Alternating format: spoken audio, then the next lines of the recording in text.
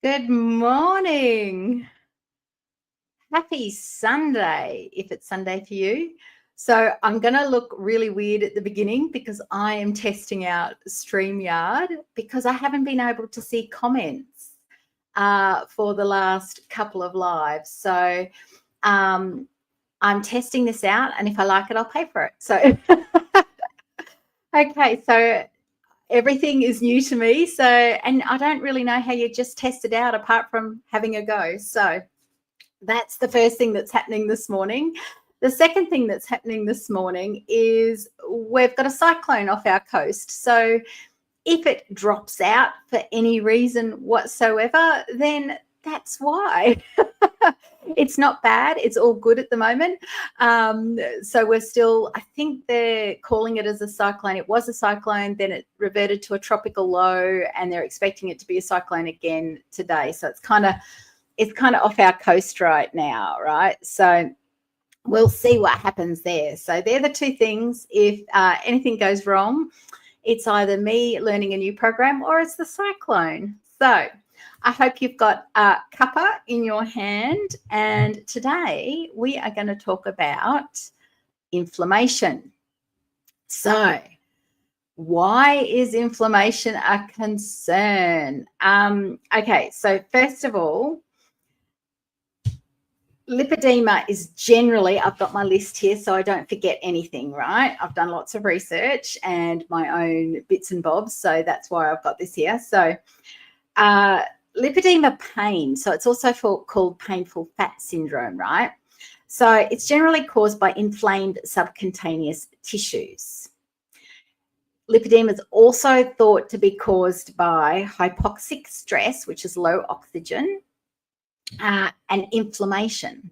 So it's a causation of lipedema as well, right? Chronic inflammation causes fibrotic damage. So with lipedema, my understanding is you can get fibrosis. I don't have this, so it can cause problems and make the nodules harder and damaged, right? So that's caused by chronic long-term inflammation. But inflammation also, I found studies where inflammation causes anxiety and sadness. And that really hit home for me because it's been so sad when I think back of not understanding what I had going on with me. And I'm sure you understand that too if you're in that world, but it's also caused by the inflammation. So inflammation caused this response in our nervous system that literally induces anxiety and sadness. So it's like, wow, I'm not just sad about what I can do, can't do, or the years I missed not knowing, but it's also being caused chemically by the sheer amount of inflammation going on in the body. And I also have thyroid disease, and I think there's about a good percentage of people with lipedema that also has thyroid disease, and that's an inflammatory disease, right? So inflammation is a massive thing to get on top of. Okay, so let's talk about the two types of inflammation so that we can get a handle on what inflammation is. There's acute and there's chronic. So acute inflammation is what you would think. It's swift, fast, it happens suddenly. So that can be, and it's short term. So it's usually caused by an injury, a pathogen, a sudden shock, that kind of thing. And this causes peripheral inflammation. So generally on the outer of our body, you know, the redness when we've knocked ourselves, or a scar healing, or things like that. So it's pain, it's red, it's painful, it's red, it's got heat on it, that kind of thing. So that's acute inflammation.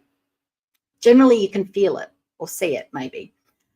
Chronic inflammation, now anything chronic, we've talked about this before, so anything chronic is something that lasts longer than 3 months, and generally you take some kind of medication for it, or some kind of cream or some kind of solution to keep it from getting worse, that kind of thing. All right, so Chronic inflammation causes inflammation causes systemic inflammation. So acute causes peripheral, you can see it. Chronic causes systemic, so it goes into your body and causes an inflammation within your body. Okay, so that kind of looks like aches and pains, muscle tension, digestive problems, headaches, low energy, weight gain or loss, generally caused by a change in appetite, insomnia, trouble sleeping, high blood pressure, stroke, heart disease, autoimmune disease, and a higher risk of cancer. And it's funny because where I work, we had a patient the other day that has had 3 strokes in the last year and a half or something, caused by stress. Literally, that's what he was told the cause was, and he had a very high stress job. So this is not something we muck around with when it causes inflammation within our body, right? So they're the different kinds, all right? So you've got acute and you've got chronic. Let's talk about the causes now of inflammation more specifically. So you've got your acute, you've got your pathogens, your bacteria, your virus, fungi, and shock. So that happens all the time. You pick up a bacteria, you have a virus, you get some kind of response to a fungus or a mold, that kind of thing. And another acute is sudden and specific injury. So, you've hurt yourself, you've had an accident, you've fallen over, you've broken something. That's also acute, right? Another cause of inflammation is intense exercise. For all you intense exercisers out there, and I know I was never an intense exerciser because I hate exercise. But I was trying to exercise my way out of bad knees. I had a double knee replacement in 2020. And prior to that, I just kept trying to exercise my way out of it. I just needed to lose weight. I just needed to get fit. I just needed this, that, and the other. But that exercise that my body couldn't cope with was causing more inflammation. That was sort of prior to lipedema or understanding of it, right? Now, stress is a big one, and this is why I constantly talk about stress. Stress it sets off an inflammatory response, as an inflammatory cascade in the body. Okay, so stress is, and I hammer on about stress all the time. I've actually seen YouTube videos or studies, I can't remember which, where they have induced rheumatoid arthritis in a person that had no antibodies beforehand by having them undergo intense physical stresses like running on a treadmill. I think they did, no, it must have been a YouTube video because I remember seeing it. So running on a treadmill and other like high forms of intense stress afterwards. So they did blood tests before and after. And afterwards, this guy had antibodies for rheumatoid arthritis, which he'd never exhibited before, right? So it can, like, intense exercise can bring on all kinds of autoimmune diseases because you've induced that inflammatory response, that inflammatory cascade. Now, we don't want to not exercise. We need to exercise. The lymphatics are like butter. They're hard when we're not moving, so they don't move. The lymphatic fluid doesn't move, but it's like when you are moving, it's like melted butter. It flows, it can move, it can get rid of the rubbish, which is what a lymphatic's job is there to do. It's like it also takes things around the body, but it also is a recycling where it takes out the rubbish and removes it. So stress is massive, okay? And if you think about the fact that inflammation induces that anxiety and sadness, well, don't you think that, well, I think, this is my idea and you can tell me what you think, the inner work, the stress, the those sorts of things have got to be high on our list of priorities, you know, because if we don't remove that, if we're just trying to do it with food or with, you know, medicines, that kind of thing, it's not going to have the effect that working on our inner self will do as well. All right, so what can we do? And I'm going to use a quote from my beautiful deep dive client at the moment. If you're watching, hi. Control the controllables. She says this all the time, and she's going through quite a huge health journey right now, massive, more than most of us will have to deal with in our lifetimes. But she says, control the controllables. So what can we control with inflammation? All right, so we can control it with regular exercise, not intense exercise. You can't exercise your way out of this situation. You can't, we know this about lipedema, we can't exercise and diet it away. So, you know, intense exercise is not going to help anything. So regular movement, not intense, okay? Processed foods, remove the processed foods. We're controlling the controllables. What can you control? You control what you put in your mouth, okay? But again, not always can you control what you put in your mouth, because there's so many subconscious programming and beliefs and attachments we have around food, and food is legal. So it's the one thing that we don't sort of go, oh, we shouldn't really touch that. It's actually kind of illegal. We don't, right? If we need comfort or that sort of thing, we're going to reach for the food that we connect to a time that makes us feel comfort. So how do you control the processed foods? How do you control those comfort foods? You work on yourself. You work on the stress. You do the inner work, right? Intolerant foods. So a lot of people think, oh, okay, I'll have a salad, right? I'll have carnivore or whatever it is your thing is. I'm not for or against any diet for any particular person. You've got to go with what's working for you. If it stops working, you find something else. You move, because your body changes. What it needs changes. So, but intolerant foods causes inflammation in the body. Now, that tends to be like, it's a funny thing, because we all think, oh no, I'll have a salad, that's healthy. But 27% of people at any given time are intolerant to lettuce. Who would think that, right? So the way around that is to never eat the same thing more than once every 4 days. That is like officially how to reduce an intolerance to any food. Okay, it seems to be more so with the plant foods than the animal foods that this is an issue. But so many people that like the top 7, now this is intolerances I'm talking about, not allergies. Okay, so allergies have a whole different response level to it, and you should remove that for a really significant amount of time, and then they've shown that you can kind of reintroduce things. But dairy is one of the top allergy forming foods and intolerant foods, okay, especially with autoimmune disease and endocrine diseases. Dairy is a big one, and when you think about it, we've talked about this before, dairy is, you know, designed to grow baby cows, so really big, okay, and so therefore it's going to grow things in our body that potentially we don't want to grow. So, you know, things that are not ideal for us. Okay, so processed foods, intolerant foods, find out your intolerances. Now, there's intolerance testings, you know, like 600, whole 600, that sort of thing. They're quite expensive, and you're supposed to have them every 6 months because your intolerances changes every 6 months. But here's the thing.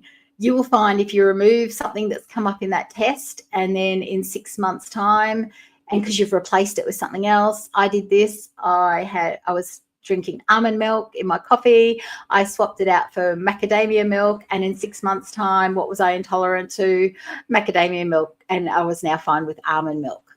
Okay, so that's the key, is to not have the same thing daily, because your body then doesn't develop an intolerance to it. Okay, so you can save your money on the intolerance testings and just vary what you eat on a daily basis. And if you're, and this is fine, like, and it's easier if you're vegan or vegetarian or plant-based, because you just, instead of, this can even be things like, don't buy the same kind of apple every time. I know you might like your Pink Lady or your Golden Delicious or whatever, but buy different varieties of apples, and then swap it out with different kinds of fruits, that kind of thing. It's a bit harder when you're meat-based like I am right now, but beef doesn't seem to cause me an issue. It seems to be only, helping me. So that's what I'm doing right now. Okay, so alcohol and sugar causes inflammation. That's a no-brainer. We all know that. But again, we tend to rely on alcohol and sugar to make us feel better. So that's the inner work. What do you need to fix that you don't need to reach for the comfort foods and the things that give you that dopamine hit, the reward, right? That's why we have it, because we don't feel like we're being rewarded in life. We don't feel like we're, being patted on the back. So therefore we shop, we eat, we drink, we do all the things that gives that dopamine response, that makes us feel better. Okay, so again, that's working on the inner work. That's doing this, lowering the stress, figuring out where in your life you're not happy, and what can you control about it? Which parts of that can you control? Okay, and that's my last point, is reducing stress. Okay, so how do you reduce the stress? All right, you do the inner work. Now that could show up as anything. I have been doing inner work for 30 plus years, since I was 19 or 20, and my thyroid kicked it in and I put on 50 kilos overnight, it seems like. That's when I started, because that was the only thing I could control, right? Is to try and make myself feel better, to make myself feel happy in my skin no matter what, right? So it could look like tapping, if you've ever heard of EFT, the Ho'oponopono prayer, the meditation, grounding. There's so counseling, kinesiology. I don't know why I forget that one, because I do that on myself just about all the time. There's so many different things that you can do. So do whatever floats your boat. When it stops floating your boat, when it stops feeling like it's not helping you, move to something else. Okay, find something else, but you need to be always finding something that helps you to reduce the stress and helps you feel like you're in control of your life and that things are going in the right direction. There are vitamins that you can take that will help reduce stress, namely magnesium, nature's chill pill. Okay, magnesium, selenium, that helps to cascade the stress response, certainly in the thyroid pathway.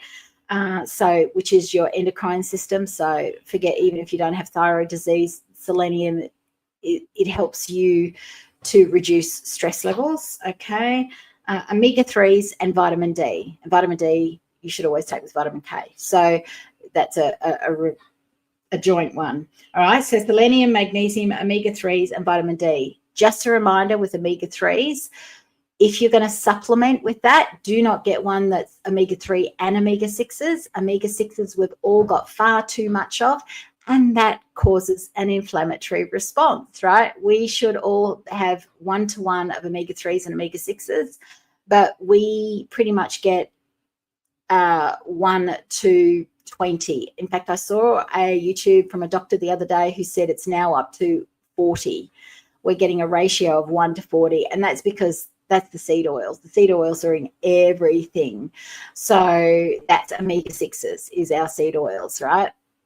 So they're the things that you can do physically, is to take those supplements. But unless you're working on and finding ways to reduce the stress and work on the sadness and the anxiety and reduce your inflammation, then it's only going to be sort of, like that one-legged stool. You need mind, body, and soul for that three-legged stool to have a stable foundation to reduce the inflammation.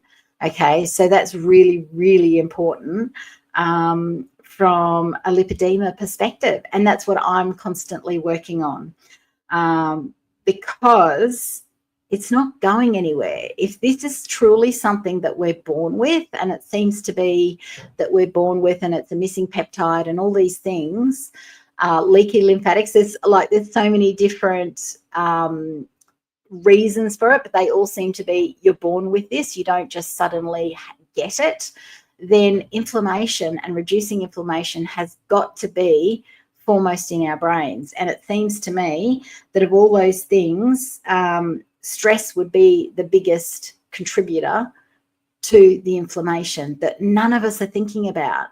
None of us are like, oh, no, it's just the food. It's just, I can't exercise. I can't exercise because it hurts. That's a stressor in our brains, in our minds, and that makes us sad. So what can we control, right? We can control first doing the inner work, doing the brain work, doing the emotional work that will then have a kick-on effect to, oh, you know what? I think I can sit here and do a few leg raises on the couch, all right? So that's where I'm at today. And I don't feel like I got kicked out. So yay, me. And now I'll figure out how to end it through this program. And we'll see what it turned out like. So I hope you all have a great week. And wherever you are, I'm thinking of you. Bye.